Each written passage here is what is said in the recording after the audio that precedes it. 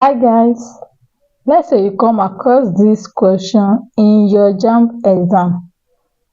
How are you going to solve it? The question says if 100 atoms of element X contain 70 atoms of X9 and 30 atoms of X11, calculate the relative atomic mass of X. This question is under isotope, and we can see that element X is having isotope 9 and isotope 11. So it's having two isotopes, that's X9 and X11. Now to calculate the relative atomic mass of X, we have to consider the two isotopes for us to know the exact relative atomic mass of element X. Now we have a formula for calculating this. How are you going to calculate it? First thing you have to know is to know the abundance of each isotope. You have to know the abundance of each isotope. Now what is the abundance of X9? From the question, X9 is having 70 atoms. So X9 is 70 while X11 is 30. Now for us to calculate this, we have to use the formula abundance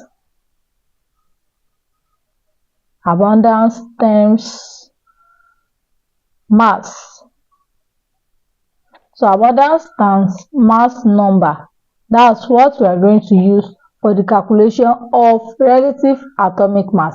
Now we have two isotopes.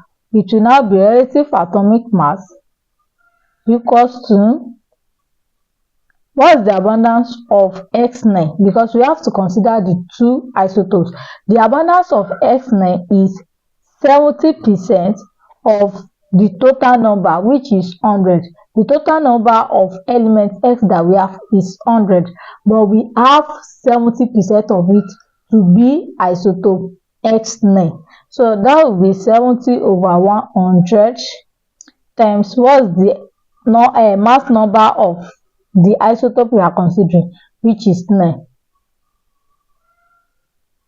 plus the second isotope, which is having abundance of 30 out of 100, times what's the mass number of it, that's 11.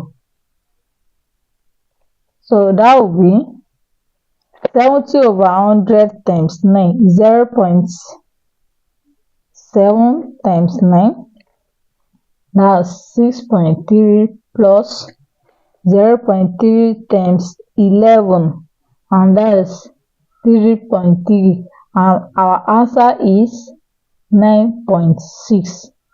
That means the relative atomic mass of element X is 9.6, and our answer is A, 9.6. See you guys in my next video.